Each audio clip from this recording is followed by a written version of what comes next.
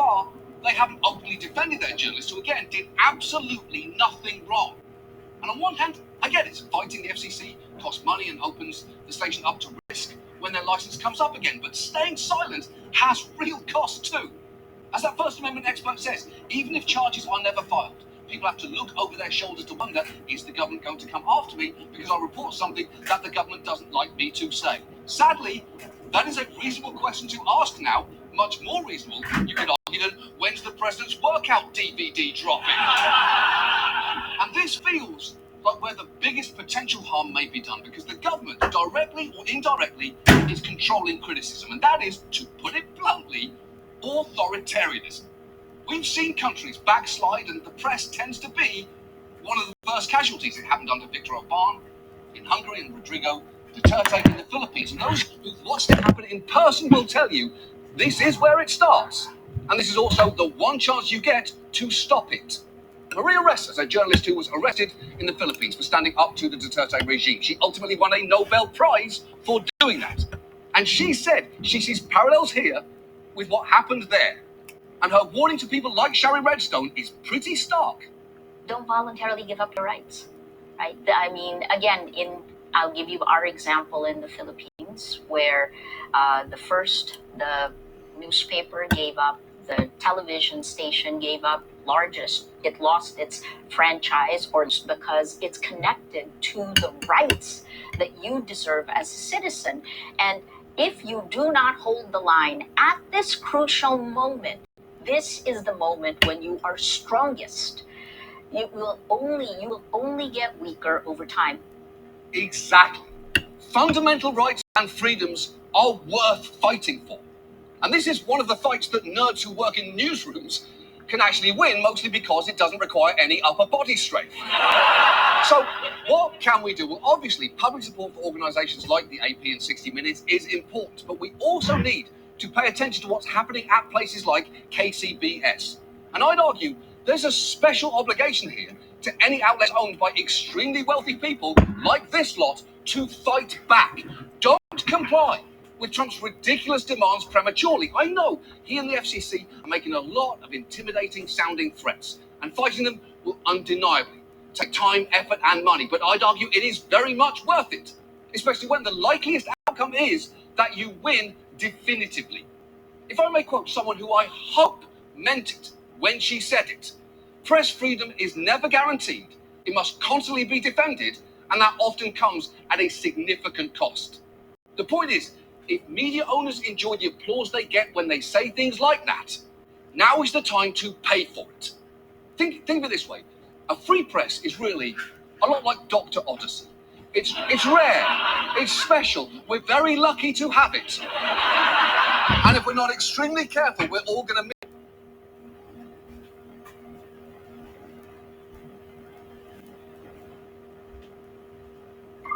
Do you need more power, more control?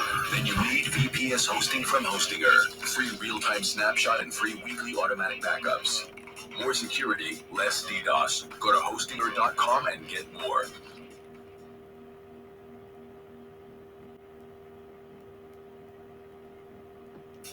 When you're ready to level up your career, choose Codecademy, a learning platform designed to get you, well, wherever you want to go in tech. Gain real experience with portfolio-ready projects and build skills even faster with interactive lessons, AI assistance, and customizable interview simulations to feel fully prepared for the real thing. No matter your career goals, Codecademy has the tools to help you reach them. Get started for free.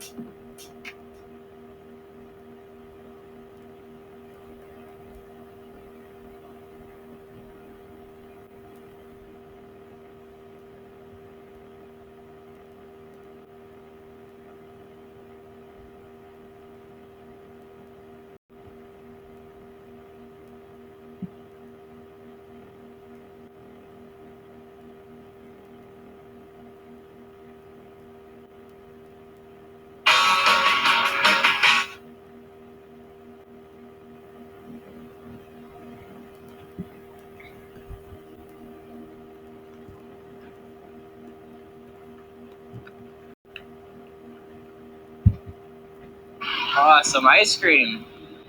Very hot day. How much? 10? Okay, can I see? Yeah. Yeah, I'll take one. Take one. What does she have? Oh, chilies on ice cream. Sure. I'm not sure what that is. It looks like a chili to me. Oh, what is she doing, guys? Oh, look at that.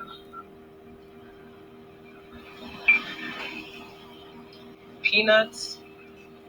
Crushing everything up, putting it together.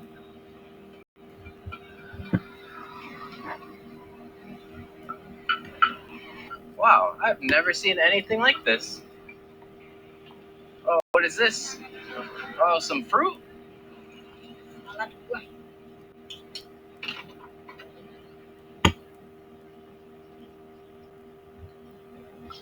What a process.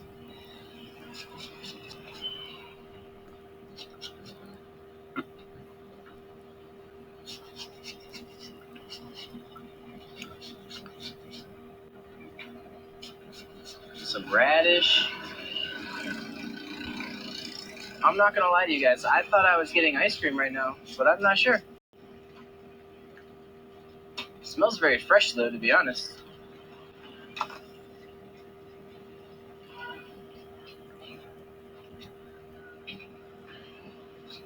They have some homemade ice cream, it looks like, in there.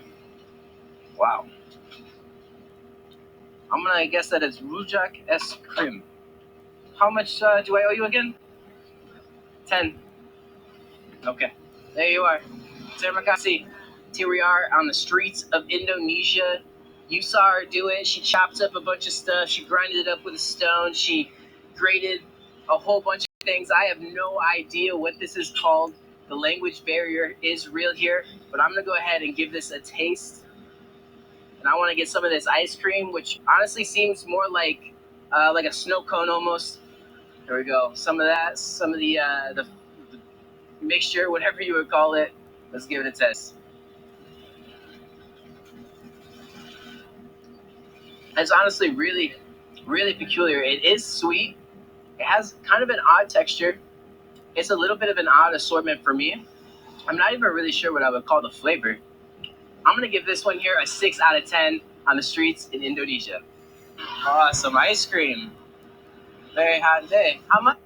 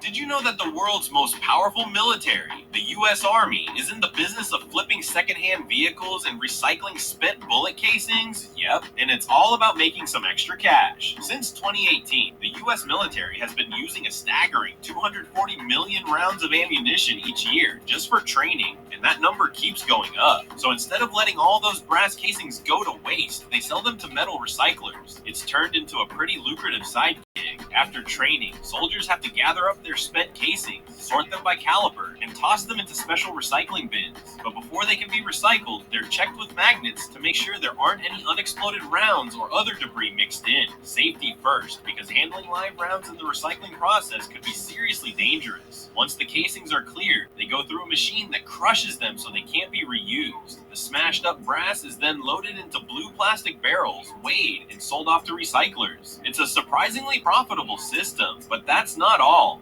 Did you know that the world's most powerful military...